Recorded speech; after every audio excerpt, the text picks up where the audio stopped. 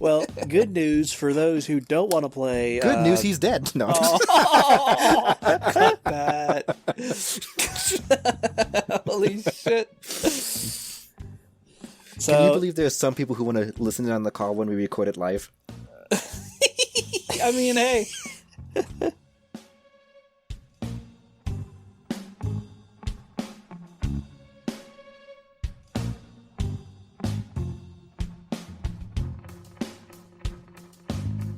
Welcome to the World of Dragons podcast. I am Ray, the Sea Dragon. With me are Bantam and Sleeptan. Hello. You probably can't hear me in my pillow fort. New record. He's only 10 minutes late this time. No, it was 7 pieces. 7. Okay, I rounded up. I'm sorry. We did the Dilatan summoning ritual of deciding to do something else until Dilatan woke up, and usually 9 times out of 10, the moment we're ready to start that other thing, Dilatan shows up. Yeah, that's universal across anybody. Okay, I swear. We always use my old game group.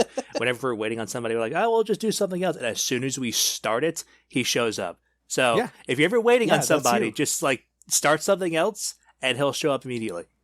Works every exactly time. how it works. I don't think anyone will deny that's how it works. But yeah, I was thinking it's kind of funny. Our initial record time was right before Dilatan goes to bed, and our new one is right after he wakes up. Before, the old record time was like in the middle of the night at 3 a.m. The hell are you talking about? No, that's the current record time. No, it's 5 a.m. for him. No, I'm talking about the one where we did it where it was like 4 p.m. or something. I would actually move my computer into the bedroom to be away from Oh, that was a the bedtime. people That who was were like working from home. Yeah. Anyway, I am Bantam, the half-breed. The half dragon in the 2.5 dragons, in case anyone was wondering. I've seen some people being confused by that. Yeah, so half crow, half wyvern. Crow wyvern. Is it wyvern or wyvern? I've heard people pronounce it both, but if you've ever played Monster Hunter 2, or if you've played Freedom Unite, I think it is, there's a monster called Hypnocatrice, and that's as close as you're going to get to me. Yes, monster hunters are all dragons. the hunters are humans, the monsters are dragons. Yes. Well, the monsters aren't I'm very upset because there's really only like 4 or 5 actual dragons in Monster Hunter. Are you saying wyverns aren't dragons? No, he's thinking the conventional dragons like Fatalis and Sugar 4 and legs, Nagala, 2 wings. whatever. Well, even just whatever. Like 2 legs, 2 wings, like Grathlos, that, whatever. He's counting those. This isn't the episode for Monster Hunter, but I put forward before the council that even things like Zenogre count as dragons. He does have scales, I guess. That's fine. Well, because dragons also very loose, okay? Things like Kongalala are not dragons. I mean, in the rules of the world itself, I think he technically counts. Ugh. It's I gross, hate but he Kongalala. counts. I hate him. Anyways, Dilatan, introduce yourself now. I said I'm Dilatan in the pillow Oh, fort. that's right, you did. Pillow fort. Did. Pillow fort. Yeah, he didn't even contest being Sleeptan. It's just going to be a new permanent state of being from now on. Well, okay, so between the 3 of us, it has always been a meme to just fuck your name up with every word we can possibly think of. It just works. goes so well with everything, yeah. If I can get viewers to do it as well when writing emails into the show, I will have won. Ray has mentioned on several occasions that he's actually really jealous of your name because it is so easy to like change your species to whatever and just put Dill or Tan somewhere in that thing. So like, Gator Tan or No, it'd be Delegator. Delegator. Well, both work, but like The point is it works really well. it works really well, and it doesn't work very well with Ray. And he's see, like, "Ah." I'm a shapeshifter, so the ability to have a name that can just mold so easily like that is like, ugh, I wish I had his name. And Yeah, I'm not so even like- a like a shapeshifter. That's the funny I part. know, Like- that makes it so stupid.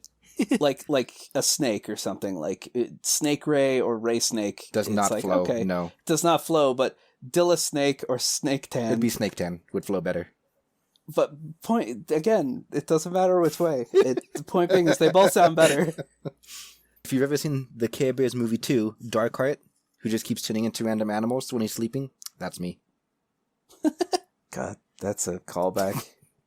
It was such a good movie, too. I used to have Care Bears. My grandmother collected them. Dude, I used to watch the Care Bears TV show, and I don't remember anything about it except for, like, at one point they teach you how to make peanut butter balls, which sounded delicious, but I've never tried making them. Oh, they're so good. Peanut butter balls are so good. And then the other thing I remember is an episode where they had a tree that when you picked an apple, it would reappear, but only did it 3 times. And for some reason, that made the apples, like, so desirable. So everybody mobbed the tree and picked all the apples until they were gone. And then the person who owned the tree was very sad. So they gave all the apples back, but it's like, it doesn't solve anything. Whatever. Okay. Right. Monster Hunter This is Care not Bears. the Monster Hunter or the Care Bears episode. What episode is this, Panto? This is the episode where I get to listen to you tear something from my childhood apart. And you know what? After having replayed the games myself, Drakan, the Order of the Flame, and Drakan, the Ancient Skates, it's deserved. Rose-tinted glasses, I struggled to get through these games. I'd never played the games before, so I had no glasses whatsoever. So I'm just like playing it, stop, put my controller down. This is garbage. Yeah, it's so fucking bad. I remember playing a demo back when I was like 10 years old, and I loved the entire concept of the game. Walking around on the ground while a dragon flies up above and just shoot fireballs as support. I did not realize that was so little. He doesn't do that. While you're on the ground, he just sits there and does nothing. In the first game, with the exception of a few story quests in the second game where you can trigger it, but for the most part, no, he just sits there and waits. No, in the second game, he will attack. If you dismount him at any point and fight enemies within, I think, like a realistic 100-foot radius, he will just shoot fireballs at them nonstop. Having Arok anywhere near you is basically, you don't really have to worry about combat. The second game was obviously leagues better than the first one, but keep in mind that when I played this game as a kid, and I was a kid, this was like sitting on my bed with a PlayStation 2 and a CRT TV. I miss CRT TVs, honestly. Yeah. And I remember just like I could be wrong, but I'm pretty sure this is the very first human/dragon game where you can ride the dragon and get off and fight monsters and get back on your dragon. Because I know like Drakengard did it, and I know Lair did it. But they came later. Actually, can you ever get off the dragon in Lair? I don't think so. I haven't played Lair either. I completely skipped the PS3 era. I went from PS2 to PS4. So we're probably not going to do an episode on Lair because I watched some of the cutscenes of that game to see if there was anything worth diving into, and there really isn't. The dragons don't talk. They're just kind of like in the background of cutscenes. But Lair was a really great concept that was hampered by its developer being stubborn. When the PS3 came out, gotta have those gyroscope controls, man. Yeah, we had the 6-axis controller, and just like with Nintendo, they had to shove the motion control down your throat at every opportunity. So they're like, you can fly the dragon by just holding the controller, and if you want to do a barrel roll, you do this, and if you want to do a 180, you do this. And the controls were so unbelievably horrible that the game was unplayable. Were they worse than Drakan's controls? Way worse. Oh my god. Well, considering most missions were like protect this objective or get to this place fast enough to blah blah blah, and you really couldn't.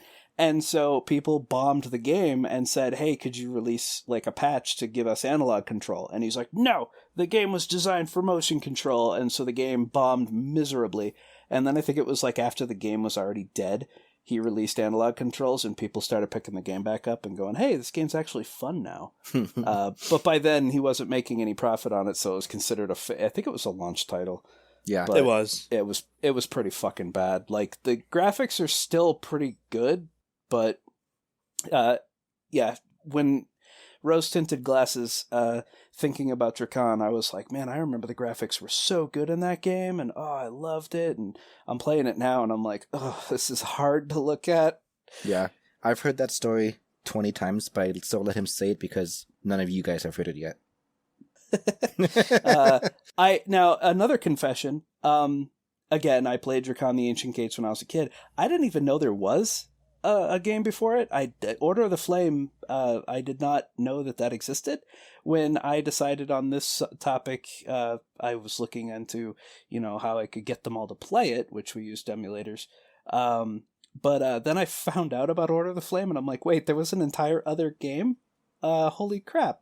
And so with Dilettante's help, we managed to get a working abandonware copy of the Order of the Flame.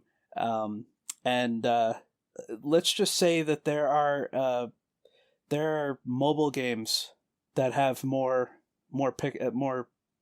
anything, more polygons in like one little asset than the entirety of Arok and Ryn combined. It looks like they're made of popsicle sticks. Like, it's really bad. That's not the worst part of Order of the Flame, though. This game came out in 1999, and a lot of the games back then relied on frame rates to calculate animation. So if you run this on a modern-day PC, if an enemy attacks you at an uncapped frame rate, it is an instant one-hit kill.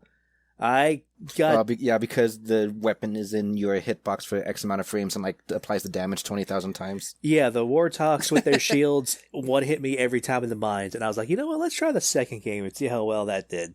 And I actually do have a PS2. I got a full experience of Drakan, Ancient Gates, and the gameplay was solid. However, it's my biggest gripe with this damn thing.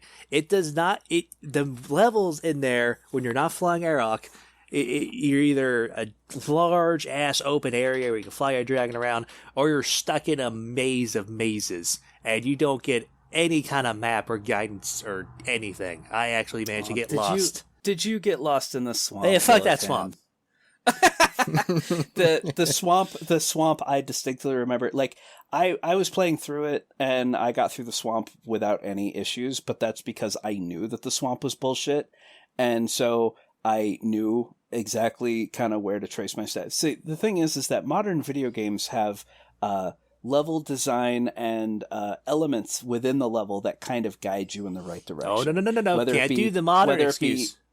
Whether it be like lit torches or subtle lighting or, whatever. But this game didn't have any of that. It was really just like, here's the game, fuck off. And the swamp was a nightmare. On top of that, you do have a map, but it's it's essentially the size of a postage stamp on your screen, and it's got icons and logos on it telling you where to go, but you don't ever, it doesn't ever like kind of guide you in the right direction. I remember replaying it now, it took me a good 20 minutes to figure out how to get to the swamps, because he's like, yeah, just follow the road out of town west. And so I go out the town west down the path, and I'm like, where? And then I realize, oh, it's literally as soon as you cross the bridge, take a hard left and go down the hill into the river. And I'm like, oh, okay. Alright, so Bantam. Yes. Our initial tangents are kind of over. So for people who have not heard of these games, what would be the pitch for the Drakan and the Order of the Flame? Okay, so Order of the Flame, you play as Ryn, who is essentially a medieval Lara Croft. She's coming home with her kid brother, and they get attacked by a band of Wartalks, which are this universe's goblins or kobolds or whatever. Basically, the small, brutish, annoying beast monsters in this world. And they beat the shit out of you, and then they take your kid brother. And so you come back to town, and you find out that the Wartalks have ransacked your village, killing everybody. And you find the town elder, and the town elder is like, with his dying breath, tells you, you need to awaken the Order of the Flame, take this crystal, and go to this cave. And so when you go there, there is a stone dragon. And when you approach it with the crystal is actually Arok's soul bound to a crystal. And by holding it and awakening Arok, she becomes soul bonded to Arok. Ryn's objective is separate from Arok's. Ryn wants to rescue her brother. Arok wants to reawaken the Order of the Flame, which is basically the good dragons in this universe. The Order of the Flame was ruled over... that's good enough. We'll get into some of the story stuff after the break. The idea is just to pitch what the point of the game is. I got a better pitch. If you wanted a Dragon Heart style game, this is about as close as you're going to get to where you're actually bonding with the dragon. What about the side-scrolling PS1 game? It does give me some Dragonheart vibes, I'll give you that. And we'll get into why the Dragonheart vibes are there when we talk about how the bonding works and the interaction between human and dragons and all that. But yeah, basically the game, it's an adventure game. There's no RPG to it, but you go around, you got a dragon buddy, and you're just hunting down enemies to find out where your brother went. Avoiding spoilers because it is second in the series. What is the pitch behind the second game? The second game is spoiler for a 25-year-old game. Arok and Ryn live to the end of the first one. Yeah, because they're in the second game. Well, no, that's the thing. It's not. The beginning of the second game starts as if the first one never happened. And Dilatan brought this up, but before we started recording, because Order of the Flame was exclusive to PC, and Ancient Games was exclusive to PS2, they actually tried to distance the story between the two games. So the beginning of the second game starts with her in a burned out village and finding out her brother's been killed. And Arok is like, oh no, we need to go. There's nothing for you here. Let's go do what I want to do. And she's like, all right. And yeah. I mean, I don't want to pretend like the first game never existed because that just leaves so many questions for the opening of the second game. But whatever. They did make it so you didn't have to play the first game and you just have to be like, hey, there's a dragon here. Accept this and move on. And most people will accept that and move on. Yeah, I guess. I wouldn't, but I guess most people would.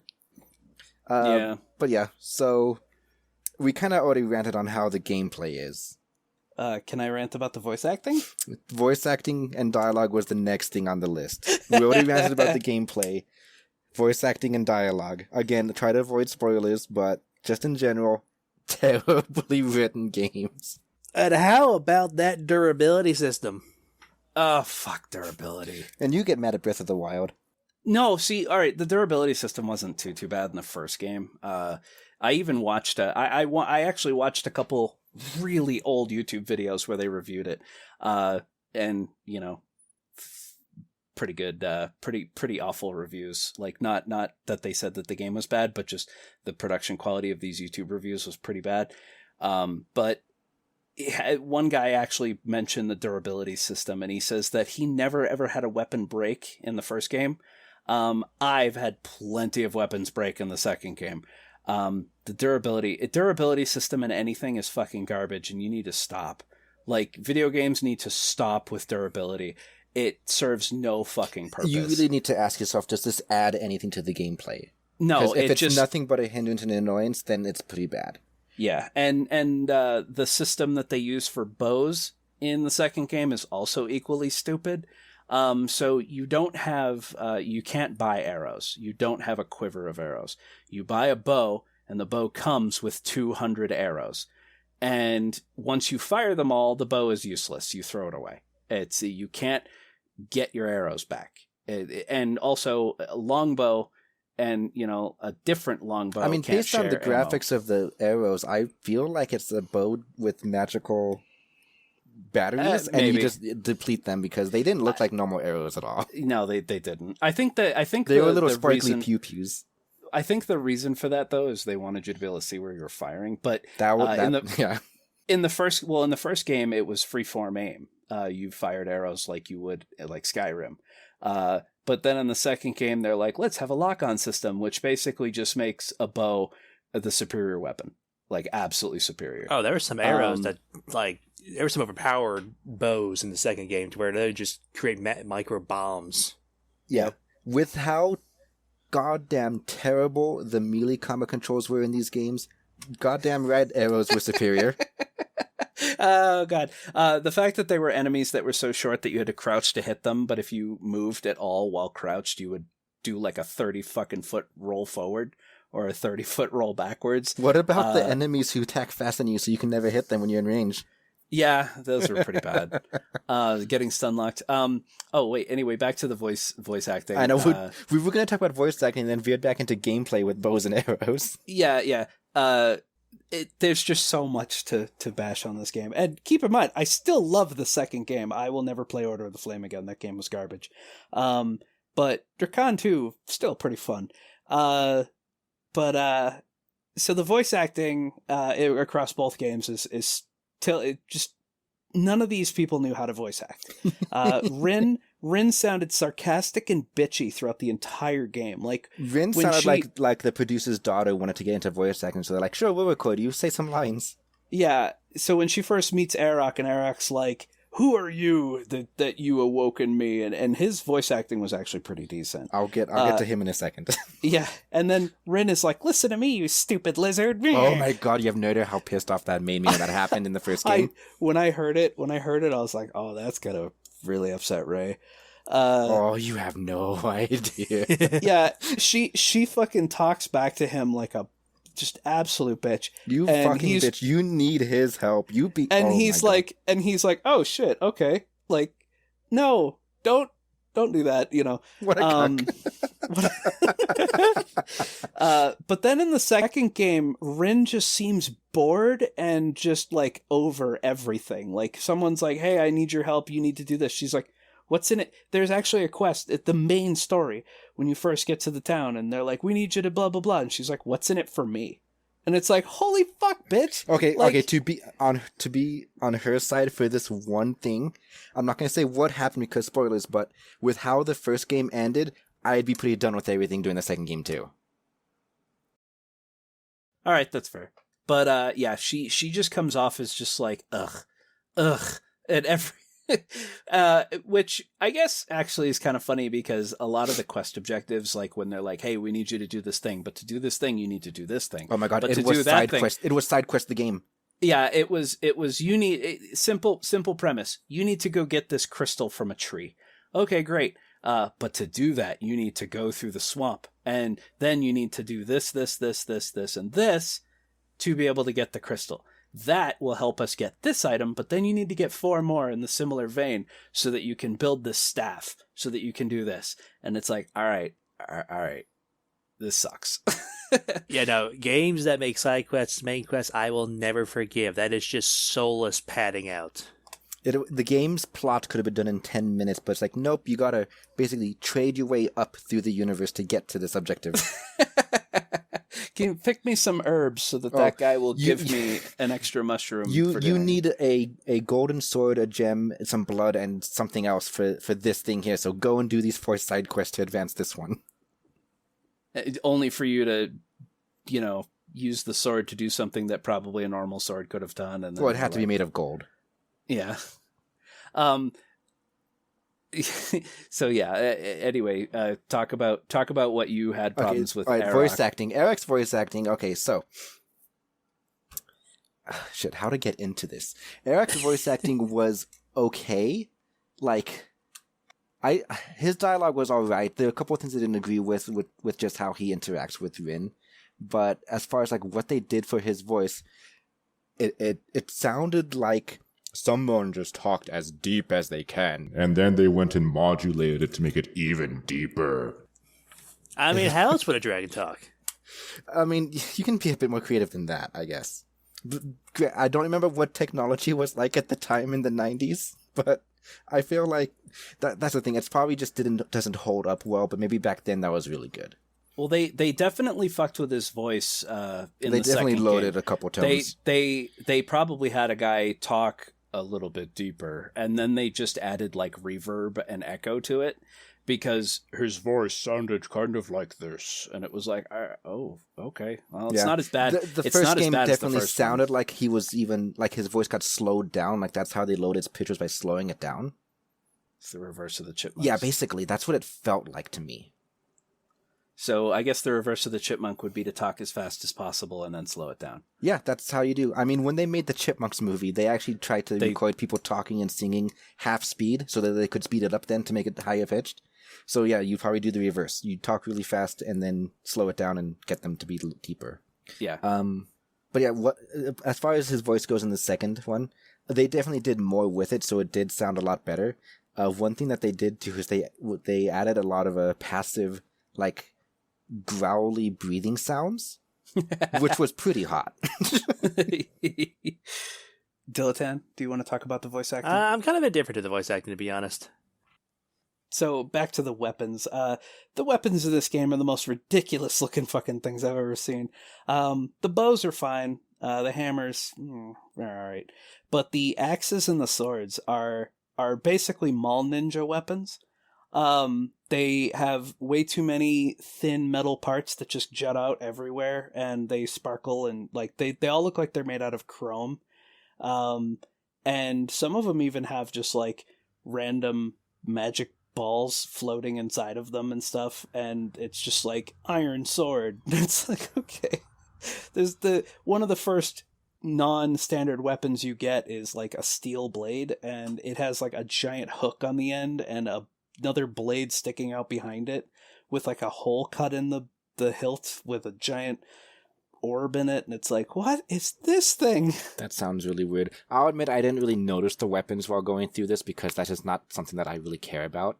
But I know you're all about your weapon points, so I'm you all about hyperfixate on that. When I was a kid, these were the coolest fucking weapons in the world, and as an adult, I'm like, nah, just give me something big so when I swing it, I can chop a tree down.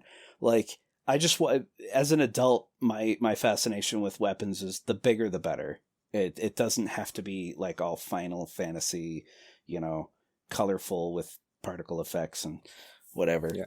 The inventory system was pretty awful, weird. Well, okay, so it functioned like any other Diablo inventory with the hexes you gotta fill. It's and so way too small. Yeah, it was like 5 times as small as Diablo. Well, it was very short and very long, which made it very weird. But what I'm talking about is when you went to access it, you just turned around and faced the camera. It's like, okay. Yeah. That's a little weird, but okay. Yeah. You're talking about the first one, right? She did it in both. Yeah, she did in both of them. Did she turn around in the first one? I think Yes. every time I open the inventory, I just paid attention to the actual inventory screen and never looked at it. She turns around and looks at you. And in the second one, there's also another little detail. In the first game, potions are instantaneous. The second, you have to wait for an animation to play while you're healing. That's hilarious. Monster. Yeah, it's Monster Hunter levels of annoying Dark too. Souls Estus Flask. Or does she do the flex at the end? I don't remember. No, she doesn't do the flex, but she definitely, like, the other thing is her idle stance pisses me off because she's got her legs spread way too wide and she's got her left arm almost like out to her side, and then when she's drinking a potion, she like tilts her head back to the point where the back of her head touches her back, and she's just like. So you want to say the animations were bad? The animations are pretty fucking bad. All right, I never did any inventory stuff around enemies. Does time stop when you're doing it? No. Nope. So if you do it while in combat, they'll sit there and just smack on you while she's looking at you. Like, what are you doing? Yep. Okay, that's hilarious. Yeah, Also, potions if you make ever you want defenseless. if you also want to play an action RPG with tank controls, she also had tank controls. Next topic, I guess, the soundtrack. Oh, the music was pretty good. Okay, the music in the first game was garbage. The music in the first game was an afterthought. Yeah, okay, music in the first game, it feels, I can't be entirely sure. I should look it up, but it felt like there was only one song for the whole game, and it like never changed. Or if there were multiple tracks, they were all very samey, because I didn't notice any shift in tone or anything at all. There was a song for pretty much every cave. There was one song for the overworld. The thing is, there were no combat music, so nothing changed when things happened. So it's like really weird. And there was like 3 songs that would play at certain points in the main story, kind of in the background. But that's it. It's probably a grand total of like 10 tracks in the entirety of the game. A big peeve of mine that I had when playing the first game was that the music doesn't change when you go from walking on foot to riding on Arok's back. And it's like, all right, well, this feels majestic. Here's a positive though. I really like the way Arok holds himself, like his I'm on the ground pose. His posture. So many things, like the dragons tuck their wings in so tight that they're basically like 2 ballasts on their back. or other ones where their wings are like kind of held up high so you wouldn't even be able to see if there was a rider. But Arok's wings hang really low and kind of jut forward, and it looks really cool to me. Like I love the way he holds himself. Yeah, I can see that. Personally, I'm a fan of the tucks them in really tight, because with big extra limbs on your back, they tend to get in the way, so you would learn to tuck them in really, really tight. I feel like if you had the wings held the way Arok holds them, you'd be able to run a lot easier, because you'd literally have the two, they're like pontoons on a boat. Right, but then just don't trip over the membrane. Well, yeah. Step on that and that would fucking hurt. I also like in cutscenes when you go to jump on Arok's back, he spreads one wing out. He kind of helps you out with it. Yeah. Yeah, I caught that and I actually enjoyed that. Second game, when you get on his back, he helps you up there. That was really sweet. Yeah. Well, I mean, if you die, he dies. So no. He does. He does. There is actually something that I remember doing when I was in the second game. I don't know about the first game, but in the second game, there was actually a time when I was out in the wild fighting shit, and Arok was flying overhead, and I got killed, and the camera stopped moving, and I watched Arok fall out of the sky. Okay, so we'll get into that in the spoiler territory when we talk about the Bond and all that, but I just want to say I don't agree with you. But, yeah. Soundtrack in the first game was non-existent. Second game was a bit better, but only a bit. I don't even remember the music. Yeah, it was very forgettable music. Like, I still don't think they had a Dragon back soundtrack, which I really feel like they needed one. Okay, so I think that's most of the things to review about it. Voice acting, story, gameplay, and music. We've kind of bashed on it in all 4 quadrants. Is there anything redeemable about this game? Okay, you ride a dragon. No, like the game. So the thing is that even though I helped bash the game, because throughout the week, Ray was like, "Wow, this game's trash," and I'm like, "Yeah, I still love it. Like it's still is it only a nostalgia love though? It's a nostalgia love. It's a formative. It's what got me into dragons. I mean, when I was a kid, if I saw a dragon like if I saw a dragon T-shirt at the mall or something, my mom bought me a digital. Dude, I'm still like that. Well, my mom bought me a digital camera, and I would lay the shirt on the floor of the store and try to take as clear and perfect a picture as I could, so that I could go home and mess with it and make it into wallpapers and stuff. Oh my god! I was obsessed with dragons. You're breaking my heart. That's so sad. Games like that. Why? Just buy the shirt. We couldn't afford them. I know, and that's why it's so sad. When I used to work at a Kohl's department store when I was 16 years old. I needed a permit from school to work there, and we had a sale on Jinko sweaters, and one of the sweaters went on clearance for $5. I bought the shit out of that, and it was my favorite sweater. It was 4XL. So it basically was a cloak on me. And it had this giant Eastern dragon on the back, and in one claw he had an 8-ball, and the other claw he had a yin-yang. And don't you know them, dragons love 8-balls? And yin-yangs, apparently. And both of them were on fire. And, of course. Well, it's Jinko. All you needed was a random skull, a rose, a snake, or a tiger. And then you just have everything. Put fire and a dragon or a snake in there. Yep. They also did a lot with gators and sharks in Jinko's later years. Okay, that's unique.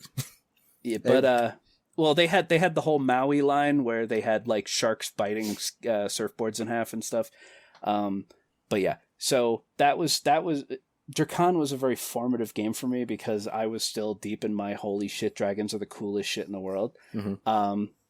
And so playing Drakan and getting to ride around on Arok was just the best. I distinctly remember being disappointed when I'd have to go into another fucking cave, and I'd get off Arok and he'd just stand there, and as I'm heading in, he was programmed to basically always go, "I'll wait for you here." Yeah, okay. And I'm just like, no, come in with me.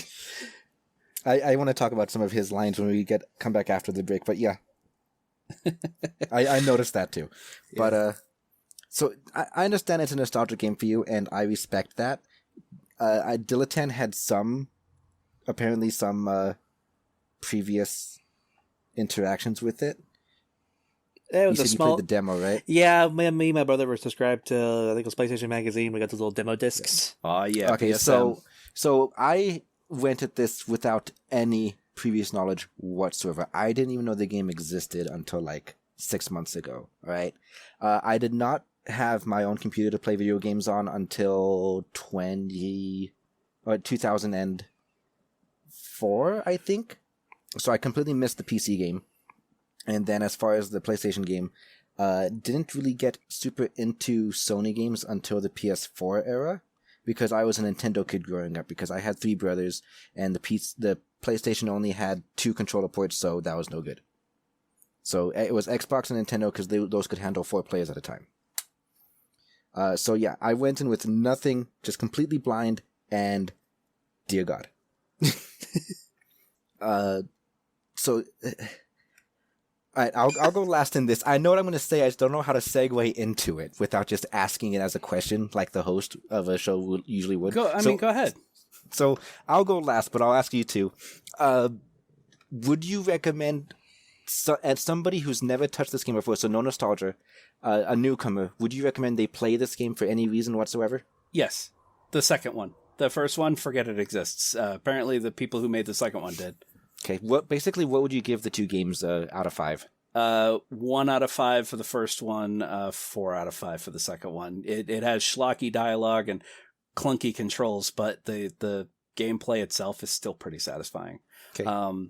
And the reason why I say that is because even though the melee combat is kind of like, the sound effects of the weapons hitting shit is so fucking satisfying. Okay, I'll admit it had good sound effects. Yeah. Pulling your weapon out and hearing that swing. Completely overdone. But that's not how they sound in Scabbards. Yeah. One of those tidbits that always gets brought up. Dillatin. 0 out of 5 for the first game, 2.5 for the second. I will never forgive that goddamn swamp. Because of how hard it is for newcomers to navigate the second one, it's going to be a pain in the ass for them. Yeah, I had an unfair advantage because I'd already played it and beaten it. But so there's going to be a lot of stuff in the second game that I'm going to want to talk about that you guys probably have no idea. Probably. As for me, I do not recommend either of these games. They're much better out there. Even if you're just looking for Dragon games, I still think there's much better ones. Not much. There's sadly very few Dragon games, but there's better out there. I would give both games, I'd give them a 2 out of 5. Maybe a 1.5 out of 5, because while I did not like either of them, if you are scraping the bottom of the barrel and just really, really want some dragon content, you just really want a game that has a dragon in it, sure, good enough. Arok is a good character, but there are better ones out there. Hold on. You need to split that criteria, because if you include games that have dragons in it, don't fucking touch Drakan. Yeah, because it's okay. So I was gonna go get into that. There are so many games that have dragons in it that are way better. But specifically speaking, if you're looking for a game where the dragon is good and talks and is kind of a main character, then that narrows the field considerably. Yeah, but I would still say, because my main problem with these 2 games, besides everything I complained about, my main problem and why it's not like, yeah, it's decent as a dragon game, is because I don't think it was a dragon game. 95% of the time you're on foot as just Ryn. Arok was nothing but a means of traveling on the overworld. And you had a couple, someone to exchange dialogue with, so you didn't have her talking to herself the whole time. And then every now and then there was some really, really niche combats that required Arok's fire or whatever. But all in all, they could have taken him out of the game completely, and the game wouldn't have changed that much. That's true. Yeah, he was an exposition mount. He was. Yeah. So I don't think it's a dragon game. If it wasn't a beloved game of Bantam and he insisted we play it, I don't think it would have ever actually made onto the show. The dragon was not a big enough part of it.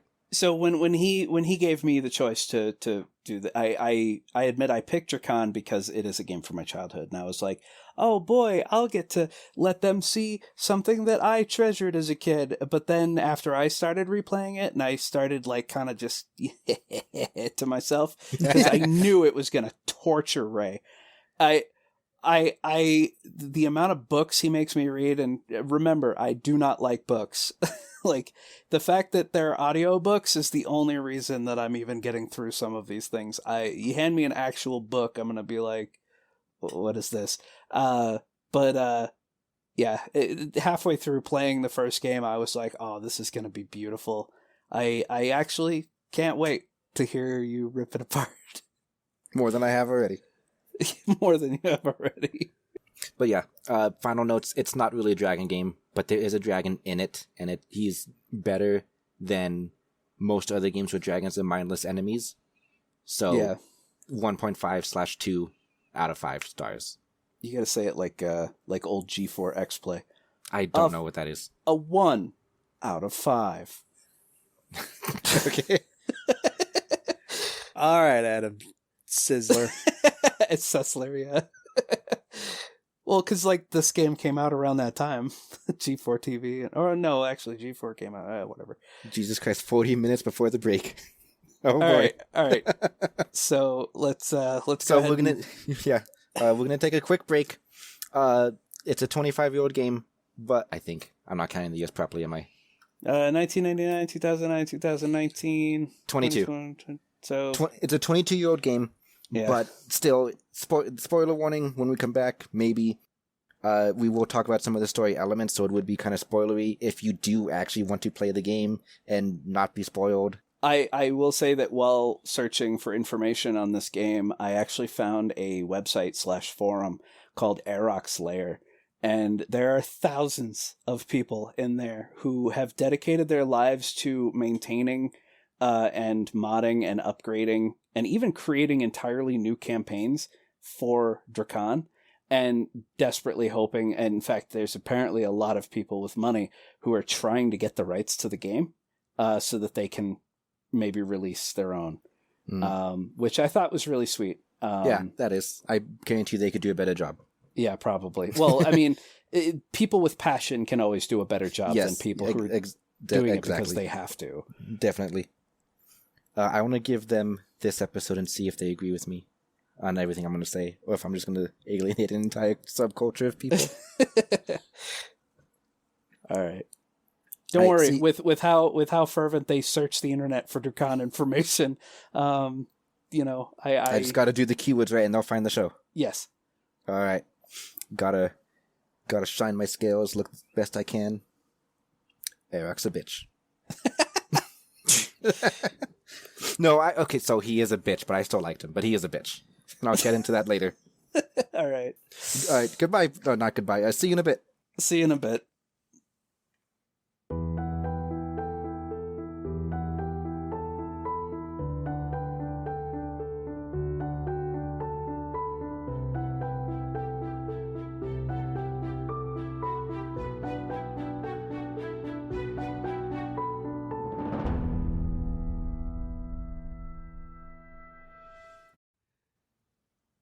And welcome back to the world of dragons. Welcome to spoiler territory.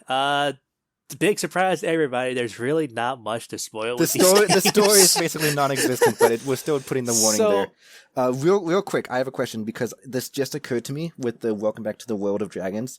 Is Drakan the name of the planet, the country, or what? Drakan? I want to say planet because I've never seen a moon that big before. The thing is, Ryn, at one point tells Rasad to leave Drakan now, and it's like, if it's the planet, that's kind of tough. No, I think it's the country. I'm just picturing a hero going, "Leave the planet immediately." Well, how? I'll help you. Go to the spirit realm. So you think it's the country? I think it might be the country. Yeah. Okay. Whatever. I guess for the sake of the episode, we'd still call it the world of Drakan. Yeah. Well, yeah. Okay. That was just a random thought I had. So I want Ray to do the first game, and I'll do the second we'll game. try and go in order just so we don't get lost and forget things. But there will be a lot of jumping around as one thought leads to another. Yeah. All right. So the first game, the story doesn't exist. There is no story. There really isn't. Well, the beginning of the game sets up what you're, I I enjoyed the little book readings at the beginning of the first and second game. Yeah. Wait, was it a book reading at the first game? So, yeah, who knows who's yes. actually reading the book, but it's a magical book that floats off of a pedestal, Right, opens, and starts reading to you. I knew for a fact it was in the second game. I can't remember if that's how the first one started. But yeah, I enjoyed the little book readings, except for the end of the second game, but I'll get into that later. But the book reading was kind of cute, right? Yeah. But Ryn's motivation throughout the whole game is really lackluster. It's like, I understand wanting to save your brother, but like, the amount of like world-ending bullshit she gets involved with just for like saving my brother, it's like, all right, I love all of my brothers, but I think I'd have given up halfway through. Yeah. And then, okay, see, this is what I mean by jumping around, but then she finally finds her brother, and it's like, you leave him alone, and then beats the shit out of her brother. I remember Dilettante like that. I laughed my ass off when I saw that video. The final boss is essentially like an evil spirit that possesses her brother, and he completes some ritual, which basically he takes control of what's his name, Will or something. The bad guy takes control of her brother's body, and then he floats around shooting spells at her. So the little bit of voice acting, she's like, leave him alone, and then you immediately just start wailing on your fucking brother with a sword or spells. And then you have to understand, this game had so few cutscenes, you can fit them all into like 10 minutes, and so there was no transition between cutscene and gameplay at all. Yeah, and so yeah. And so after you defeat the bad guy, he falls. So the entire arena is a giant circular dais floating up in the air over what looks like a black hole. Yeah, it definitely looks like that. And when you defeat him, he falls into the black hole. So then Arok's like, come on, Ryn. And so you get on his back and he flies down. We'll get to the ending in a second because I want to deliver this in like... oh my god, the ending. But point being, it's just funny because her motivation is save the brother, and then at the end she beats the shit out of him. I don't care if it's possession or not. You just wouldn't beat him up like that with such reckless abandon. Like, there should have, if there were more cutscenes, there should have been a time of like dodging around, refusing to fight him. It's like, I can't hurt him, he's my brother, kind of. But no, there was like no writing put into this at all. This entire game felt like a proof of concept more than an actual game. Yeah, probably. It makes me sad because it's one of my favorite video game developers of all time too, Psygnosis. Yeah, I should like clarify my biggest gripes with the game and why I say it was trash, beyond the lack of story and the complete mistreating of dragons in general in it, is that the controls were clunky. Combat was made difficult because of how clunky it was. I mean, like, enemies hitting you before you could hit them, because the movement to combat action ratio was completely off. That's why the bow was so good. You didn't have to get into combat. Yeah. The fact that some enemies you could only really kill by cheesing them, getting them stuck somewhere, and then just using the bow like 100 times. So very early on, you go to get Arok. So that was helpful. Like, it wasn't like you only get him at the end of the game kind of deal. But so you rescue him from his stone sleep, and he's all like, "What the fuck?" And then, like we talked about before, she freaking like starts screaming at him, and I'm like, "Bitch, you need his help. What the fuck?" But then he just sort of like submits. It's like, all right, stop being a bitch, Arok. And I don't want to play devil's advocate, but I guess the only way I can is that she wasn't told what was there. She was just given a crystal and told to go to this location, and she's still freaking out because she lost her brother. And then she finds out that this crystal just wakes up a dragon, and she's like, ugh. Well, how's that going to help me? It's a fucking dragon. Fucking dragons. But yeah, so then Arok explains how the bond works, and then they do the bond, and it just left a terrible taste in my mouth because... It looks like the dragon bonding from Rick and Morty. No, that was hilarious, okay. But I just mean like So the dragons in this are borderline tools. They seem completely subservient to people. That's why he submits so easily to her. And I can't remember the dialogue, but I think he says something like, if she wants to bond, he can't do anything about it.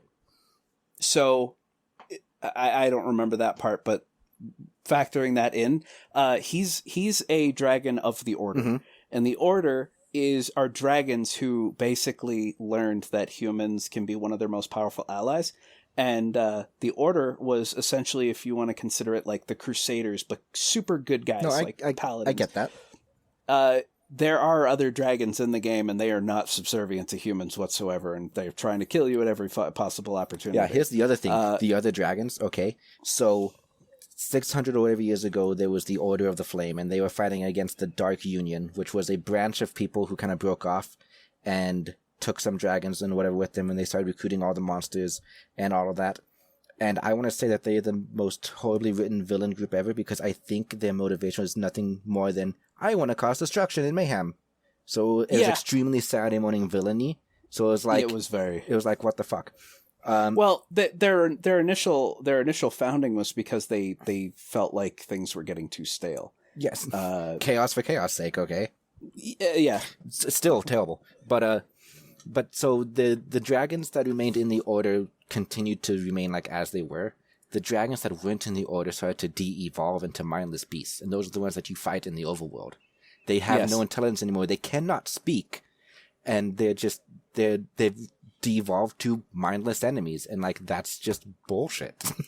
Yeah, there is a dragon I think you meet. I can't remember if it's the first. Both the first and the second game, aside from slight graphical upgrades, both basically kind of bleed into each other for me. But I don't remember if it's the first or second game, but you do meet another dragon, and he is technically a bad guy, and he does talk to Arok. Very snub-nosed gray dragon. And he's just like, hey, we're all rooting for you, you know. So anyway, goodbye. And then leaves. And Arok's like, oh, I've known him for many, many, many years. And it's like, oh, okay. Okay. I'll take your word for it. Yeah. But yeah, so it's one of the worst versions of Dragon Riders, in the sense that the dragons are below humans in it. And the only thing it did right, I think, was if the dragon dies first, then the human gets completely fucked. But if the human dies first, the dragon just goes to sleep and has to wait for a new rider, which still sucks. But it's like, why? And so according to some wiki stuff I read, dragons were there before people. They were like apparently there at the beginning of the world, and they were created through some like splintering of energies or something. So they were there first. And then humans come and like, hey, can we just tame you? And they're like, okay, sure. That seems like the right thing to do. It's definitely like whoever wrote the world just definitely said like, hey, humans are the best, and I'm going to just make everything revolve around them. Ugh. Yeah, exactly. Well, what can you expect? It was written and developed by humans. In the 90s. In the 90s. When dragons were, you know, decorations and... Dilatan, what year did Dragonheart, the first movie, come out? Want to say 1999. I thought you would have it memorized, so I asked you. I don't know every detail about the Dragonheart movie. I mean, I know every detail inside the Dragonheart movie, not outside. Okay. But, so yeah.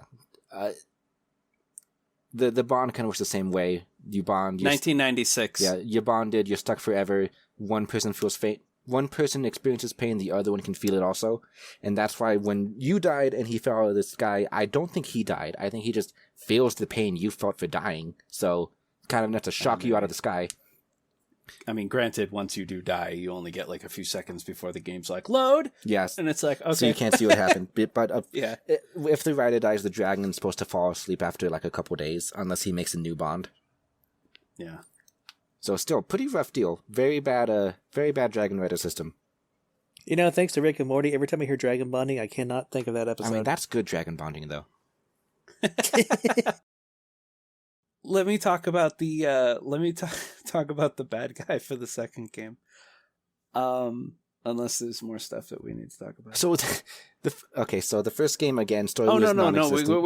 we got to talk about the ending of the first game. Yeah, so the entire middle of the first game was non-existent. Like I said, there's no real cutscenes. It was busy work. The only thing I want to talk about, besides the fact that every other dragon you find is a mindless enemy dragon, the flying did not really feel... So, okay, if I try to look at it through the eyes of a 9-year-old, it would feel good. Like, hey, I get to fly on a dragon's back and look how fast I can go across the world. That's pretty cool. It didn't feel right now because I just feel like it needed a better soundtrack. And like I said, the controls were a little clunky. I mean, aerial combat devolved into nothing more than strafing left and shooting fireballs over and over and over and over and over. Yeah, the out of all the elements of the first game, the flying was basically the only competent thing.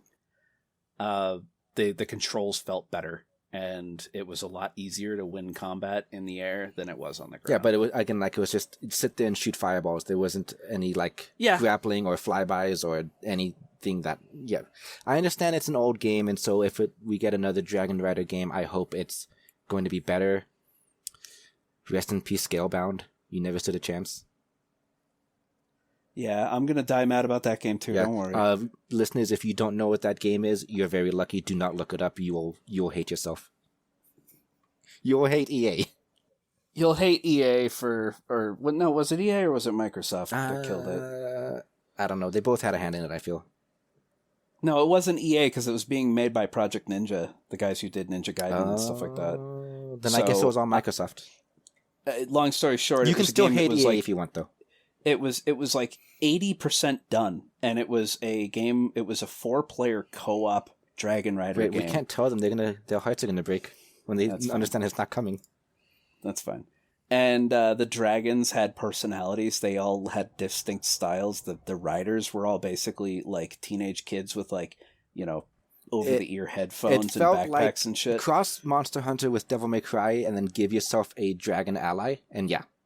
Yeah, and it looked amazing. The game was very, very beautiful looking and was 80% done when someone pulled the plug on the entire game and yet still sits on the trademark and just scrapped it. Mm-hmm. We're probably never going to get Scalebound. If we get it, it's going to be in like 10 years. And so fingers crossed, but don't hold your breath. Yeah. But yeah, so the interactions with Arok, when you land, he's like, I'll wait here. Right? And then he sits there. And when you come back, he's like, so what have you been up to? It's like... If he's even there, sometimes you come back and he's gone. He despawns and you have to kill him. Arok! Yeah. So it's like, he's kind of a fun character. He doesn't really have much personality to him in the first game. And he's such a bitch. When you get to the part with the succubuses and he's like, and who's this? Oh, I'm just some beast she rides. Because he doesn't want to admit who he is to them. Well, because they're evil. What? They want the artifact. So they send you on a. The succubus send you on a. In what world are succubi stronger than a dragon to where he needs to act like that around them? They're not. He's not. He could kill them easily, but the point is that they know where the artifact. So I'm defending the game here. The succubus know where the artifact is, and they tell you how to get it. Arok doesn't know, but. If Arok were to reveal his true name to them, they'd realize, holy shit, he's part of the Order, and they're not going to give us back the artifact, and we need to stop them. And it would immediately complicate your ability to get the artifact. I guess I can see that, but it's still just, he came off as a bitch. I'm just some beast you, right? It's like, okay, thank you for that. But, and then he gets fucking captured, and you have to go save him as a human. It's like, what the fuck? Yeah. And then in the second game when you get captured, does he save you? No, you save yourself because human powerful. Well, yeah. So Ray, come on. Okay. The ending. You're teasing us here. The end. So I wanted to try to go in order to not lose track of myself, but the ending. I have never seen a worse ending to a game ever. And you know what? I had never played the first game, so as I mentioned before, I only knew of the Ancient Gates. I did not know Order of the Flame existed. So replaying it, and as Dilettante said, yeah, it does get really difficult, but if you start playing the game, quick saving like every fucking 30 seconds until you succeed. Oh, speaking of save scumming, that freaking puzzle room with the whirlwinds, Jesus fucking Christ. But once I beat the first game, I was like, huh. That's it? Okay. And then I went to the second game. So yeah, you're there, you're facing off with the bad guy, they possess your brother, you beat the shit out of your brother and cast him down into the eternal pits of hell. Oh, sorry, brother. I realize you're my motivation, but I'm just gonna cast you off, okay? The whatever dimensional room you're sitting in starts to, I guess, crumble, because Eric's like, Ryn, we gotta get out of here. Get on his back and you start flying up, and that's it. That's the end of the game. It literally stops right there. No, you are missing an entire section of the boss fight. No, you go down into the hole where your brother went, and you fight off against a 4-headed Hydra. And did that come after the brother cast off? Yes. I thought they came before. Yes. Okay, so I flipped those in my head. So the point is, you beat the boss, And then it's like, we gotta get out of here. You fly upwards. And the camera literally drops off of you and just pans up to watch you fly away. And then black screen, credits. Yep, that's it. That is the end. It just stops right there. That is it. That no comeuppance, no relief, aftermath, no nothing. payoff, no nothing. Nothing. And it makes sense. It was an interesting experience for me because I know how the second game starts. So the second game starts with her, basically picking through rubble at a burned out village that the Wartalks raided, looking for your brother. And I went, okay, but she knows what happened. I don't to her remember brother. her looking for her brother. She was looking for survivors. She's looking for survivors. You're right. Never mind. But and then Arok shows up. I flew up and down the mountain, but there are no survivors. We're all that's left. And she's like, really? And he's like, yeah. By the way, we gotta go because I have this mental voice telling me that I need to come here and I have to obey it. Yes. And she's like, I'll catch up with you and I'll see you in a couple days. And Which he's like, also "All right." felt completely unnecessary because I'll see you in a couple days, fade to black. She's there meeting up with him. No, all right. So you still have to go through the whole. It's the. There's a side the quest game, in the way, but the point is immediately skips forward 3 days. It's the game's way of tutorializing you because you have to make the last mile journey to the city where you encounter like a couple pockets of Wartalks and then you can pick up a weapon and attack a training dummy. Okay, I guess. But yeah, then you get to the city and you find out about the Desert Lord. It's just because I'm doing that and it's like, I'll see you in 2 days, and then immediately 2 days later I'm like, well, that was fast.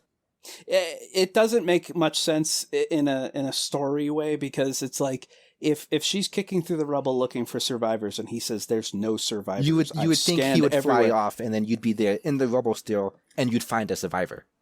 Oh no! I was saying if I were Ryn, I'd be like, all right. I mean, I saved the world with you once before. I guess I believe you, and then just get on his back and go. Yeah, that's what I would have done. But from a game developing standpoint, I would think if you said no, I'll stay behind. I'll see you in 2 days. You would have the game start left behind, looking for survivors or burying the dead, and find something before doing the 2-day jump. That's what True. I mean by it felt unnecessary. That would be better. Yeah. Unless that's how they loosely tied the second game to the first one. The smallest of head nods, yeah. Yeah. The weird thing about Drakan for me as an adult, and I'm able to objectively look at things, some of the villains, some of the bad guys, some of the monsters have, or I guess boss fights, you could just say, have more design and aesthetics and care put into them than the fucking main character. The mage that you meet in the first game is a way more interesting character than Ryn, the one who you talk to after the succubus. The succubus alone, more interesting. But in the second game, there is a boss fight called the Flesh Mage. Mm-hmm. And he is probably one of the coolest design bosses ever. He is completely immortal. You cannot hurt him. His entire boss fight is in a giant half circle high above what looks like a cathedral. And so like you're in the parapets or whatever. And he's slowly floating toward you at all times and constantly making really creepy comments about how perfect your skin is and how he wants it. And your objective in the boss fight is to break the chandelier, which causes it to crash down and break his sarcophagus, which then frees I guess it's a phylactery. Yes. Because it flies around and zaps you with lightning and you break that. And the entire time, he's just slowly floating after you, trying to grab you. And when he touches you, you just lose a lot of health real quick. But after you destroy it, he's like, no, my life, and then dies. And but if you don't drink the potion and go in beforehand, there actually is a scene where she gets laid out on the table and basically gets prepared to be flayed alive. I was like, what the fuck? Yeah. Holy shit. Yeah, there's a secret bad ending to that boss fight if you don't do what the game says. Okay, I guess kudos to that. Yeah, if you don't drink the potion... With how little care was put into the game, I would expect them to just not let you go in without drinking the potion. No, not old games. I mean, nowadays, yeah. But old games, like even in games like Morrowind, the game would tell you, hey, you need to do this, this, and this before you can touch this weapon. And if you're like, I ain't gonna do what you tell me, and you touch the weapon and then you die. Yeah, but Morrowind is actually a decent game. But this one is like, I would have thought they didn't bother programming any like fail states that. Yeah, no, there was a fail state. But some of the boss fights were really interesting. But yeah, again, just to complain about how pitifully this game treats dragons. When you meet up with Arok, he's like, hey, I couldn't find that thing you sent me to find. Hey, Ryn, why don't you go do it for me? Because you're so much better than me. Well, no. He says he knows where it is, but he can't get close enough to it because of the tree cover. How dare you? What kind of dragon loses to trees? So the first major quest, I guess, in the game is you have to get this stone, a ritual crystal, from this gigantic tree. And the tree is in the middle of the heart of the swamp. And the swamp Arok that knows, ate the lieutenant alive. Fuck that swamp. Yeah, and the swamp is very, very thick with trees to the point where it blocks out the light. And Arok can't land there. Yet you go through the whole fucking swamp, and when you finally get to the tree, guess what? The tree is in a massive fucking clearing. That's what I mean. I can't go get it. You gotta do it because you're better than me. So that's just bad design. That's just the games. Like if you're gonna have your character go, I can't fly there because the tree cover's too dense, then don't have the tree, just be in the middle of a clearing that has so much room for Arok to land. But yeah, it's the second game also suffers from the same thing the first one does, which is Arok is non-existent. He's a conveyance and exposition and what was my third fancy word? A niche mechanic. Yeah, he exists purely so that Ryn has someone to talk to when she's not in town.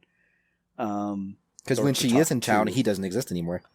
Yeah, he really doesn't. He flies around because you're not even allowed to call him in town. Like, even though the city that you show up in the very beginning of the second game is so wide open, like it was built to house dragons. It was built to house dragons because it was made back in the days of the Order. He doesn't show up, but you have to go outside of town to summon Arok. No dragons in town. So the entire plot of the second game is you're trying to find the dragon matriarch. I forget her name. Malasala or something like that. Something like that. Marsala. Yeah. Marcella. No, and, it's not Marsala. When she's awakened, she will send out a roar that will go through all the gates that will awaken every single dragon sympathetic to the Order and basically restore the Order of the Because we can only bring back the good dragons. If you're an evil dragon, fuck off. Basically. So that's Arok's quest, and Ryn is like, okay, yeah, let's do that. The big bad for the second game is Jasad, a desert lord, who has, if anyone's ever played the game Brutal Legend and looked at the final boss of that game, and thought, wow, that's a little over the top with fetish gear, this guy's worse. Yeah. So first of all, it's the dumbest. It's the most unique, but also dumbest villain design ever. Like, I would never take him seriously. He's got 6 fairy wings, and he's got bondage gear on, and 2 gigantic golden hoops through his nipples. And as all good dragons know, the Fae are the evil ones. So don't trust them. Yeah.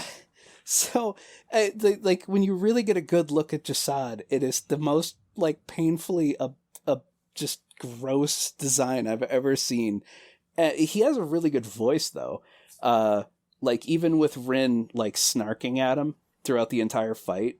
At one point he's like, "Listen, you're just delaying the inevitable," and she's like, "I'm gonna fucking kill you," and he goes, "Indeed." Well then, am I wrong for thinking that even Jasad had more personality than Ryn did? Oh no, he did.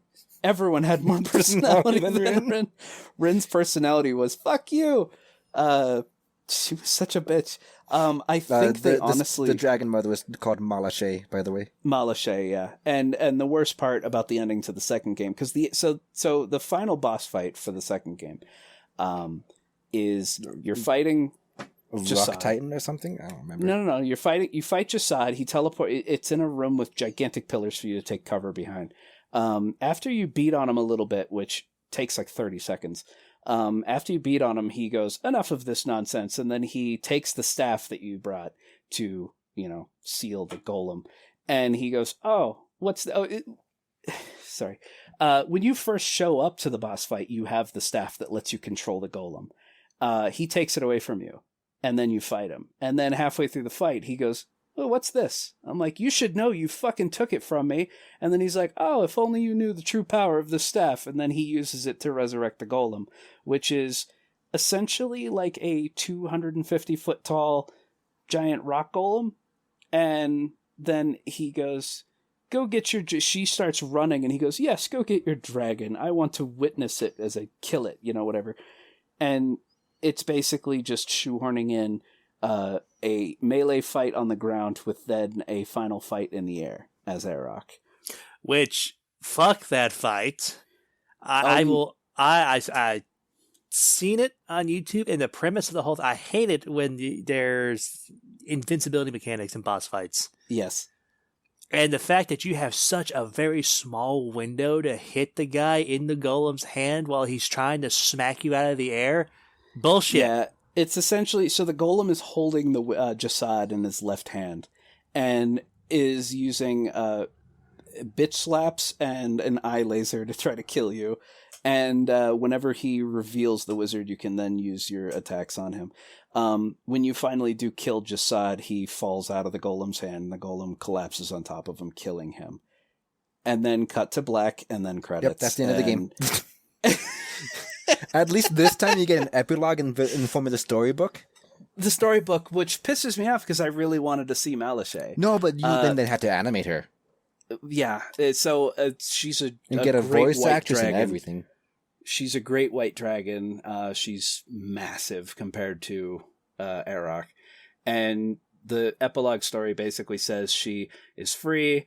Jasad was sealing her, and then she sends out a roar. It awakens all the dragons from their slumber, and the order is restored. And the dragons then went through the gates to the desert kingdoms to basically eradicate the desert lords, and also push back the beastkin, and the land knew peace for the first time in a long time.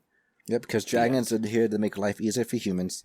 Yeah, basically. It literally says that they just attack the beast tribes, and then attack the desert lords, and goodbye. That's it. Then Eric got a quick hand bond. Not even. You think she gives that to him? She gives nothing to him. She doesn't care. One interesting thing that I noticed in the second game, I don't know if it happened in the first one, but if you call for Arok when he's right there, like you just barely got off of him, he's like, "What do you want? I'm right here." Yeah. Sometimes I thought that was kind of cute. I like spamming the call button sometimes because sometimes she had I think maybe 10 different Arok voice lines, and so some of them were like Arok, and then some of them were Arok.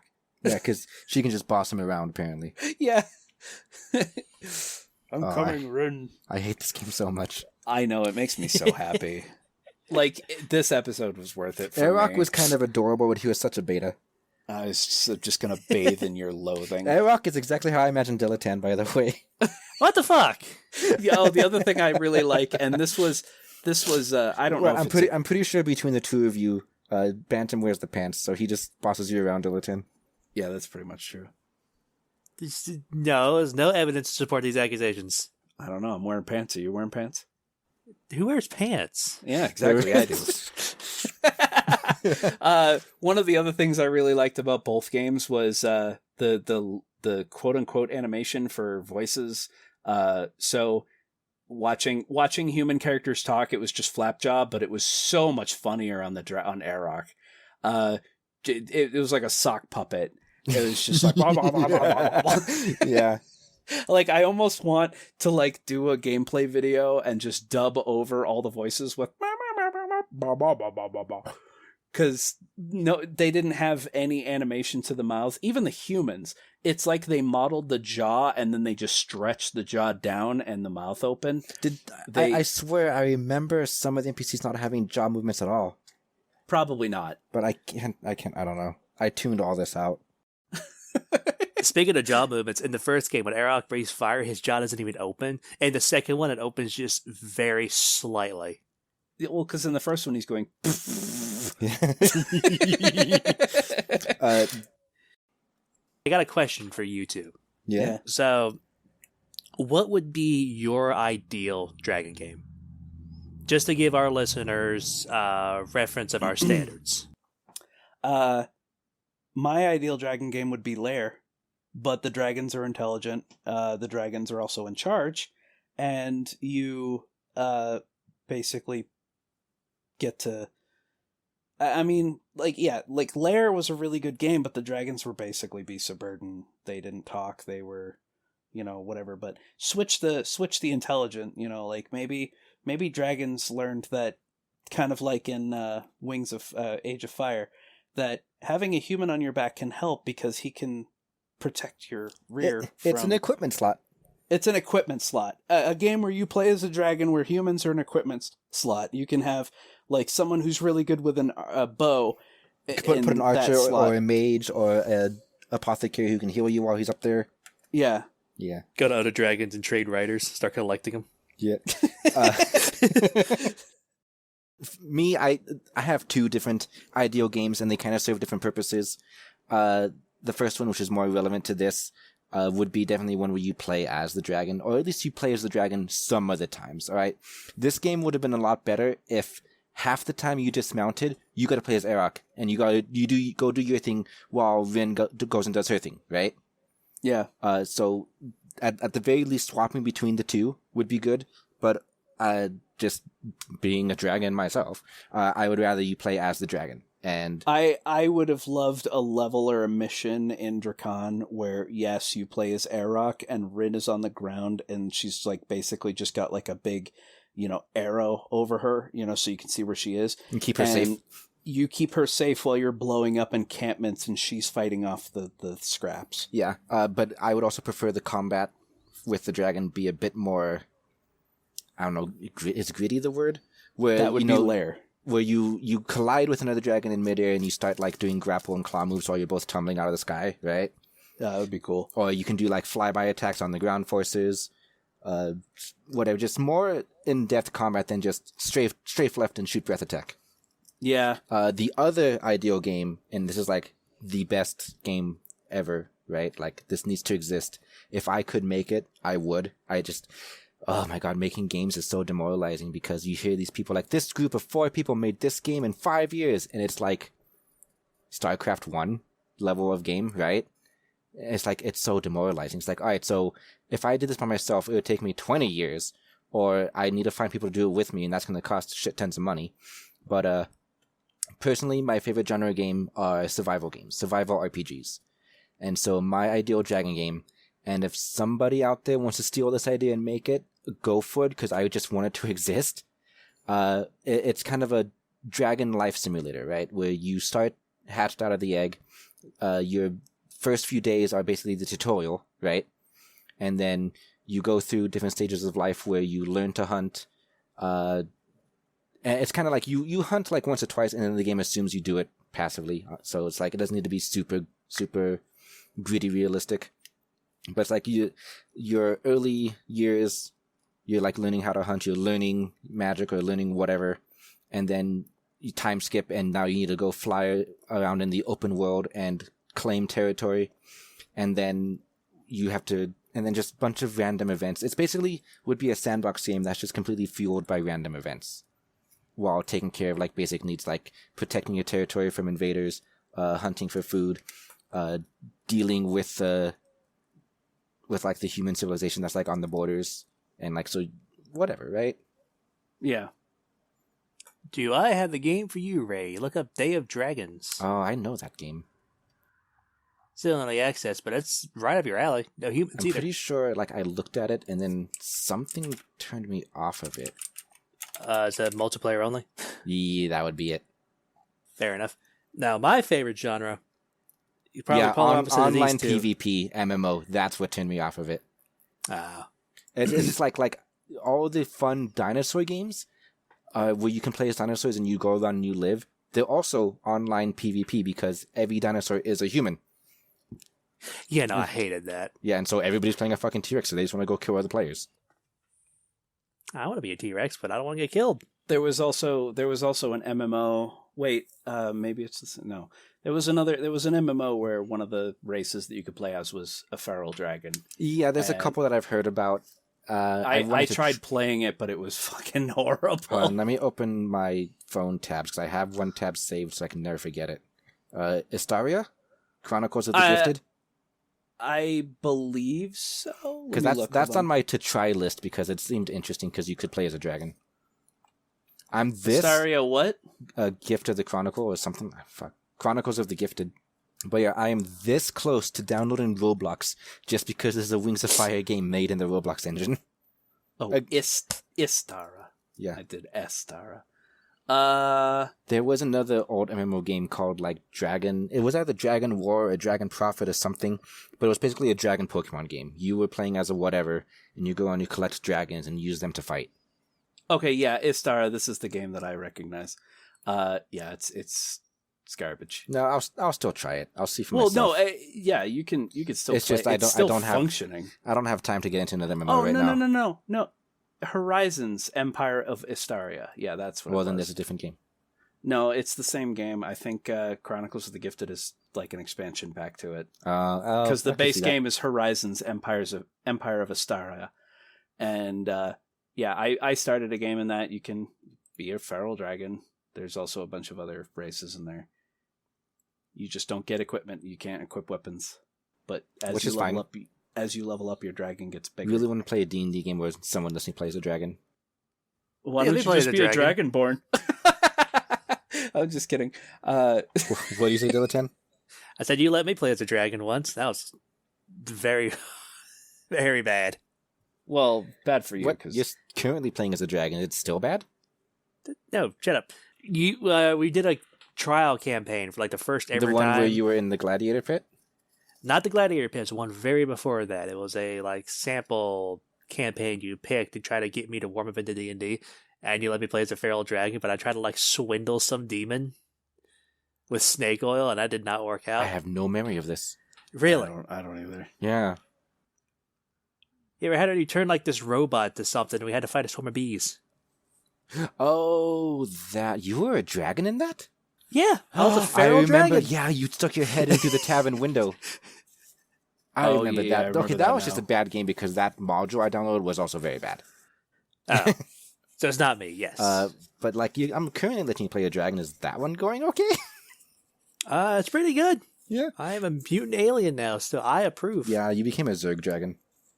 It's a natural evolution. Yeah, but everything eventually returns to. Yeah, I'm actually gonna see if I can find a paid DM that'll let me do it because if I pay him, I can get away with more bullshit. Also, just no one's willing to DM for me. So, Dilettante, what about your ideal dragon game? Okay, so I'm going to be perfectly honest with you. I'm not a huge fan of hack and slashers. I'm more of an RTS city builder kind of guy. I love City Skylines, Children of the Nile, shit like that. And what I thought, this was a couple of days ago before we actually was going to start recording. Hold on, let me guess. It's going to be it's like Age of Empires, but it's going to be Age of Dragons. No. Okay, it's actually a lot more of a city builder than an RTS. It's going to be more like Children of the Nile. In that game, what you had to do was try to provide services to the nobles for them to move in and they can start bringing in more population. And what I was thinking was try to replace the nobles with dragons instead. Uh-huh. Each one would be a unique style of dragon, like gold and bronze, and they would bring their own unique population. Oh, so you're going to be racist and differentiate them by color. I see. No, not just color, but physical attributes, and they would bring their own population. Kobolds, someone be like, I don't know, like have werewolf populations. Okay, so real fast, I've never played Children of the Nile. The best thing I can imagine is it like Anno? Where you have different population classes that want different things? Not necessarily like Anno. It's all a singular population, but it's class-based. It's very hard to describe because I can't actually think of a game but that's like... Anno was class-based. Like, you had the peasants who just wanted fish and clothing, and then when they upgraded to townsfolk, they also wanted beer, religion, and whatever. And once you got those needs satisfied, they would upgrade, like, all right, now we want fine jewelry.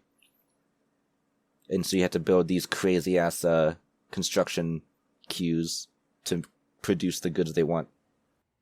Actually, you know what? That'd be a good just to have the noble dragons themselves just require that, and the more you provide to them, the more population they bring, which have a much more basic need, and then use that to produce the goods that the dragons need. Mm-hmm. Okay, yeah. Okay, see, I can envision that in my head better.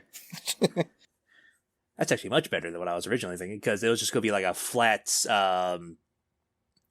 service base. Because in Children of the Nile, the nobles would have a much higher standard than the farmers and servants that would serve under them. They would require a lot more luxurious goods, a lot more wealth. They want more food stored into their manors, etc. Mm-hmm.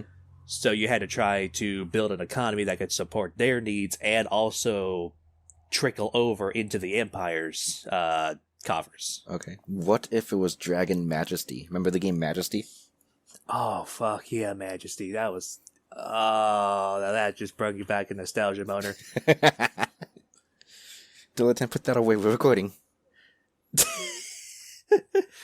I can't imagine a Dragon Majesty though, because Majesty was a whole genre in and of itself. I wish it got more, but I guess like you just recruit dragon heroes, and they just fly into your kingdom, do shit, spend part of their horde, then fly away. I don't think a dragon would be loyal enough to offer its services to be highly taxed by a king and then just wander around kill shit. Well, if the king itself is also a dragon, then yeah. That's how I was going to set this up. Like, you yourself would be a dragon and set up the initial foundation for others to move in. And be like, hey, you guys got a pretty good setup going on. I'm going to set up my house, like, right here. You got a land put out for me. He builds his own home, his own population moves in, and the snowball just keeps on building. Yeah. What about, like, have you ever played Overlord? Overlord. Or, like, Dungeon Keeper? I did War for the Overworld. I think that's the same gameplay style where you are like the manifestation of a dungeon. You're like, so you have to build these rooms. You got little goblins that mine out the chambers. And it's like, if I put a library, I will attract liches. Yeah. Yeah, do that, but from the point of view of a dragon, building your layer system, you gotta attract kobolds and orcs and all that. And then defend the horde from the pesky invaders, the humans trying to steal your treasure. Now, I say attract the dragon, and the dragon itself attracts the population, but I don't know how to figure that out. Well, then what are you playing as? You're playing as you're playing as, like, a dragon in and of itself with a starting population and access to, like, basic scenery. Yeah. That scenery you decorate around the location of where the bigger dragon would come in. Oh, so you're a small dragon attracting a bigger dragon. You're average. You're big dragon also. All dragons are alike, the same size. No big or small, right? So, or maybe you're all smaller. I don't know. I haven't thought that far into it yet. Alright, closing thoughts for the games. We already kind of said they're terrible and we rate them 0 out of 10 and all that. But so ignoring the fact that it's a game, just the world the game tried to build, what are your thoughts on it, Dilettante? Very lazy. It was more just like a prop setup in the background, nothing really fleshed out. Well, I mean, it's kind of, like you said yourself, it's kind of Dragonhearty. Does that win any points in your heart? The only Dragonheart part of it was just the bonding itself. That was it. So the question I always ask, would you, as a dragon, live here in this world? I'd be bored in this world now. Bantam, your closing thoughts about the world itself. I mean, the Wartalks themselves seem pretty fucking incompetent. It's weird how successful they are in the context. It almost seems like basically people they see Wartalks coming and they're like, oh shit, and they leave. Or they just go, no, please, and then get killed. The Wartalks are, if one chick with a fucking sword and no special powers can wipe out the entirety of their army single-handedly, I'm not worried about the Wartalks. Plus, they're intelligent. You can talk to them, because in the beginning of the second game, one of them mugs you for money. Yep. Oh, humans have gold. You lie. You lie. But, like, I would live in this world. Most of the bad guys and enemies seem grossly incompetent. And, it also seems very low populated. I realize that's the limitation of the systems that they're on, but... Yeah. at least I feel like you could go out in the middle of nowhere and build a house. And... Oh yeah, that's something I want to touch on. Is apparently this game is post-apocalyptic, because apparently there was 600 years ago there was the Dark War, whereas when the Dark Union tried to wipe everything up for fun, literally just for fun, and the Order of the Flame fought them. Both sides annihilated each other, and so like humans were like mass wiped out, and so the world was recovering. So this is technically post-apocalyptic. Oh no, it's the worst thing, Ray. I hate post-apocalyptic settings. Oh, such another just pet peeve of mine. It's like, oh, okay, come on. It's the reason why I don't like Star Wars. I like the prequels, and that's it. Because the prequels were kind of when everything was still great. The original trilogy is technically post-apocalyptic, and it feels empty, and I don't like it. It feels empty because we're in the Outer Rim. It's also why I don't like Fallout. I just don't like post-apocalyptic settings. Post-apocalyptic doesn't necessarily always need to mean irradiated wasteland where everyone's struggling to survive. I said nothing about it being irradiated. The point is that it's just very empty. I'm just saying, like, I this is a completely separate thought. I just don't, like, not every post-apocalyptic game needs to be like that, and I wish there were more games that it was, you know, life is coming back, you know, nature is coming back. It's post-apocalyptic. Horizon Zero Dawn is technically post-apocalyptic. Oh, fuck and yeah, I love that game. It is, like, sitting on the line of me liking it and me hating it for the reason of being post-apocalyptic. It was done pretty well, and I cannot think of another setting where you could have primitive humans fighting against these mechanical monstrosities, so it gets a pass. Yeah. Because it actually matters for the kind of enemies and stuff they want you to be fighting against. So it makes sense, and so I'll give it a pass. But in general, I hate post-apocalyptic settings. I would rather see these cultures when they're at their height, because I'm all about cultures and societies. That's why I love books so much, because that's the best way you can, like, get that stuff. Hey, wait a minute. Is it Monster Hunter technically post-apocalyptic? Technically, yes. But it's thousands of years later, so it's kind of recovered from it, and if you went by the games alone, you would never know it was post-apocalyptic. That's all like hidden lore from like the books and the manga and all that. Mm-hmm.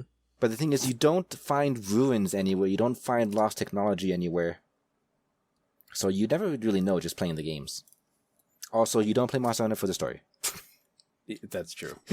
You play it to fight giant monsters. Well, I wish they would actually give us some story for Monster Hunter, because there is a story there. I wish we could fight the bioengineered dragon. The giant mecha flesh monster that the fucking humans made to kill the... Because they in the lore for Monster Hunter, they explain that the Elder Dragons were... This is not the Monster Hunter episode. Who cares? But yeah, apparently the Elder Dragons could talk. They were intelligent, and they didn't quite trust humans, but they had an uneasy peace. But that would be a great setting to play in. Yeah, and then the humans were like, we're gonna make a fucking dragon. And the Elder Dragons were like, that's probably not a good idea. Please don't do that. And so the humans started murdering Elder Dragons. The humans started murdering Elder Dragons and then feeding their parts in to make this giant fucking cybernetic monster, which then killed everything. Confirmed humans are the bad guys. Humans are the monsters in Monster Hunter. Everything. They are monsters who hunt. See, there we go. There you go. But yeah, so Dilettante... no, wait, I already asked you. I asked both of you already. Yeah. I would not live in this world. However, I'm about ready to launch a fucking crusade to save the dragons, because, dear God, they're being mistreated. Dilettante, you want to join me? I'll be leading the charge. We're gonna launch an invasion. We're gonna wipe out humanity in this world, and we're just gonna rescue them. This world can burn. Drakan can burn. Let's bring the dragons out of it. You poor babies, you've been abused for so long that you think that's what you want. The dragons have been Stockholmed by the fucking humans, okay? Yep. Thank you for joining us and listening to us completely destroy this game that was probably parts of your childhood and you'll never forgive us for it. Listen, coming from someone who you just described, this game is indefensible by today's standards. Maybe back in the day when you didn't have anything better, it was a great game, but there's so many better things to play nowadays. Please understand, I have no prior knowledge or love for this game, so I'm going at it as somebody who knows there's better out there and why does this thing exist. I do apologize if I offended anybody who loves this game because my opinions are very strong. I'm just a very strongly opinionated person, and I am sorry if that offends anybody. I loved this game as a kid, and I still love this game, but this game is garbage. You should play it, but it's garbage. I think the game is garbage, but if you love it, that's great. I don't think any less of you because people love what they love. It's just the game is not for me, and for anybody who out there who's like me, I don't think you'd like it either. So if you're curious, watch a YouTube video on it, but do not touch it. There's sadly not too much like on YouTube. No, because I feel like the game existed before YouTube was a thing. YouTube came out in 2006, so yes. So of course there's no videos. If I had to say something good about the game, because that's only fair to do if I'm going to tear it apart. If I had to say something good about the game, I guess I would give it props for at least including dragons as not just being an enemy. That was definitely a step forward, at least. Yeah. I don't know if it was the first or not, but props for that. Arok himself was pretty adorable. Not what I imagine a dragon would be, and I don't like how passive he is with Ryn and all the other humans. But he himself was a decently likable character. And as bad as the controls were, flying around on Dragonback was pretty fun. Though it felt very hovery instead of actually flying. It was, like I said, the controls are very bad. The control system was not set up for traveling in 3D space. But I'm just trying to give it some head pats. You tried. Pat, pat, pat. Finding out that this game came out 3 years after Dragonheart kind of makes some sense, though. Was Dragonheart a success upon release, or did it become a cult classic later? It was a success. Okay, then they were just trying to ride that high, I guess. Yeah, I think Sean Connery kind of he carried it. He was the giant name on the poster. People were like, "Ooh, I want to see this." Still the worst choice for a voice actor. But I was trying to say before, there is actually someone who played through The Ancient Gates on YouTube, his entire 11-hour silence playthrough. Yeah, I saw a couple of those. Thankfully, honestly, he the game, out most of the bullshit. The game is not the ones that I was watching. All the bullshit's in there. 93 episodes long, but with how empty the game was and how nothing was happening all the time, I would have preferred commentary. Last time I'm going to ask anything else to say about the game. It's great. 10 out of 10. Play it. 0 out of 10. Don't play it. That averages it to a 5. 2 out of 10. Play it if you're desperate. Shit, that averages it to what? 2.5? Yeah, something like that. 2? Yeah. Or 3. Damn. All right. Okay. Next episode. Our next review project will be Raya and the Last Dragon. Yeah, I'm looking forward to that. Not at all. Why? Okay, so Raya... of shape-shifting into a human? Yeah, this isn't the Raya episode. But in short, I'm just really scared doing episodes about just one movie. I wasn't happy with how Wish Dragon turned out, so I'm kind of scared. But yeah, we'll see. We could also put there's a movie that I downloaded and I'm kind of scared to watch it by myself. It's called Dudes and Dragons. It's a comedy D&D.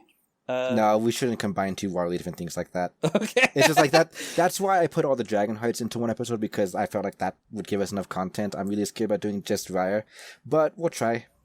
If it ends up being super short, we'll find something else to talk about. I mean, in our defense, Wish Dragon was just normal Earth with Dragon. This is a whole new world to explore with Raya, so right. I feel like it'd be a good episode. I'm going to have to do some digging to see if Disney released some information through a wiki or through some books or whatever, because, yes, while there's a whole new world, it's still only enough lore that we would have gotten out of an hour-and-a-half movie. Well, then we can speculate the rest. Yeah, what does this mean? It would be a lot of speculating, so... Until they release the sequel. I mean, we'll see. Disney shot itself in the foot with that movie, so we'll see. Wait, they did? Well, they sabotaged the release of the movie. They didn't bother advertising it, and they did it for streaming only, and then nothing to follow up. Like, there's books out there, like actual books. Everything from children's picture books, you know, the old kind that have, like, the fancy golden border... Yeah. On the spine, right? To full-on, like, chapter books in the young adult section. There are books for a lot of Disney's other IPs, and they have not done anything that I could see anything new for Raya. I feel like they're just dropping it. But yeah, next episode we're doing Raya, and the episode after that, because I'd like to announce two in the future if I can, we're going to be doing, what was it called? The Golden Green? Yes. Golden Treasure, the Great Green. we got some suggestions for that game, and it is a game that has been kind of on our radar, so we're gonna give that one a go. Yeah. Again, thank you for joining us. Thank you for listening to two angry dragons argue with a half-breed that's trying to defend his treasure. No, I'm holding up a pile of garbage and going, look at it! Isn't it cool? You have been demoted to kobold. Hey, that's pretty... I mean, if it's the type of kobold that we always imagine kobolds to be, then that's a great honor, because kobolds are adorable and everyone fucking loves them. No, if you're demoted to kobold, you gotta leave the table and start operating the sound equipment. Oh, so the techie kobolds. The techie... I was... Okay, when I said you demoted to kobold, racist. I was imagining the kobolds like from that comic that were organizing the moss. Oh. I actually hate it here. All right. Again, thank you for joining us. I'm Ray. I'm Diletan. And I actually hate it here. And we'll see you next time. Goodbye.